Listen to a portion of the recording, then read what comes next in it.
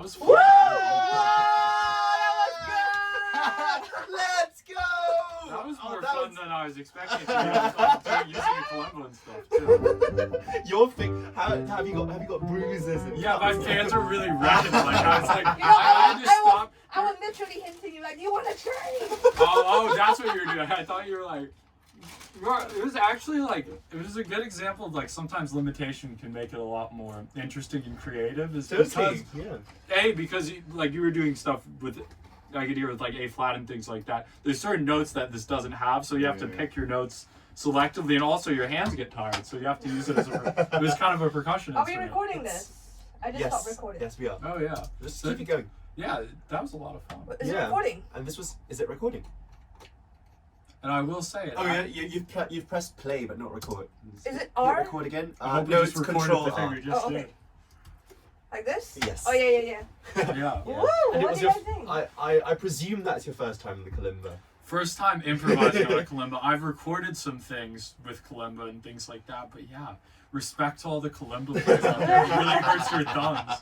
And I also play guitar, so I have some calluses on one of my hands, but like, yeah, it was hard. I had to use it as a...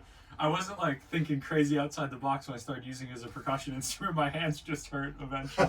My thumbs hurt, so I was like, ooh. Yeah. So you weren't just improvising; you were discovering the instrument. The idiomatic, like, you know, I figured out too, just, you know, with my level of skill, there's a certain speed I can't trill at, you know, because I was figuring out when you guys were doing all the trills, I was like, ooh, I've got to trill a little bit slower than them, and you kind of have to make that part of the, you know, the process is, you know, the functions of your instrument, which is interesting because I'm normally a piano player, and you know, on piano you can do so many things. Yeah.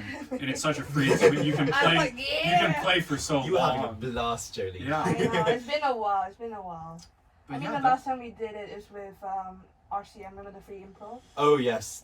Yeah. And then the really last time was at a jazz bar with the jamming session. That was so fun, but that was in Taiwan. Right. Oh, yeah. That's so cool. I loved how we started with a sort of idea of pulse and tempo in mind when Luke began on the kalimba, and then as we progressed, it gradually just phased out and it became more and more gelatinous. More of a textural thing eventually. Yeah. Yeah, that was a lot of fun, and I do feel like it didn't sound bad actually. No. We had a nice jam going. It could be a piece on its own. I'm just saying. We got like 13 minutes of music. And guess what, guys? We wrote our first piece as a Register it on PRS, everyone. Yeah, register get those PRS. royalties from our own podcast. Put it. Performance royalties. Yeah, as well. performance royalties. Oh yeah. Performance We'll get one for royalties, 13 writing today. royalties. Yeah. But it was so fun to play with you guys. Awesome. Yeah, it was fun. It's a good ensemble too, in terms of like, we've got the range of instruments. I remember when I was taking in my undergraduate, we were doing conducting, and everyone was just piano players. Like it was like mostly piano players, and it was at like 9 a.m. So they had us just all sing and like have 3 piano players, and I was like, oh, what a horrible ensemble. We actually have like some variety here. They don't watch, they don't count, they don't listen. No, I'm joking. That's all about it's true. It's true though. I thought I was just joking. I mean, I'm a piano player. I played orchestral stuff. They don't watch a lot of the time. There. We just listen for. We like figure out. This is what it sounds like before I play, and then you just hope you come in at the right time. Conductor's probably not going to cue you anyway, so you're on your own. You're like on an.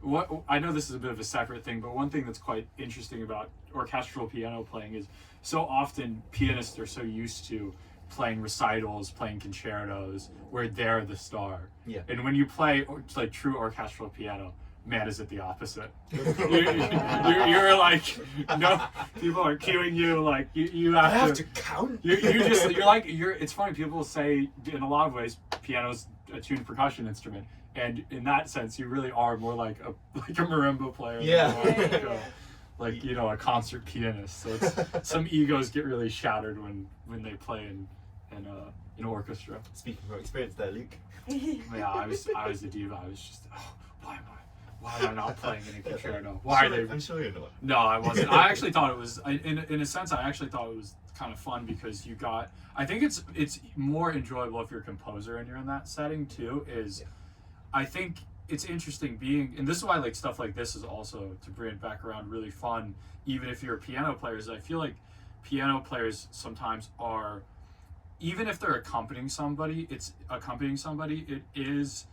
it's different than truly like playing with them in a certain sense. Like piano players tend to fill a different role and really like feeling like you're part of an ensemble. That's why I liked playing chamber music, is when you're a piano player and you're part of a chamber ensemble, you really are part of that ensemble. You're not like a separate kind of instrument accenting them or accompanying them or things like that.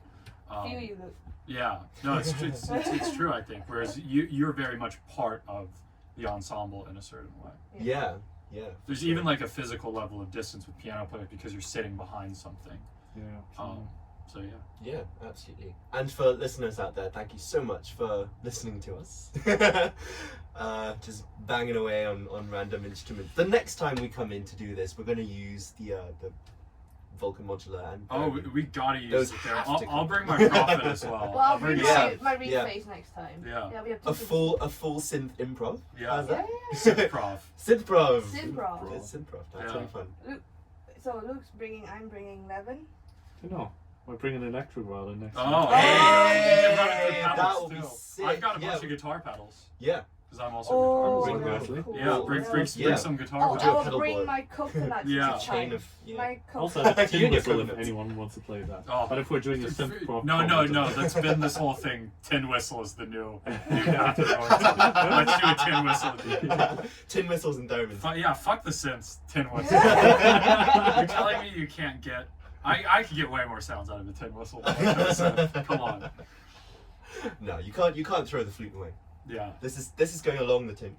You could run that through pedals too, honestly. I would love to get a pedal kind of jam going with synths and stuff too. Yeah. Yeah, that'd be fun. Let's try something out, but yeah, it's been fun. Yeah. Yeah, absolutely. So join us for round 2 of Synthprov when we come back. Call it now? Whenever, of course. This could be a series. Oh yeah.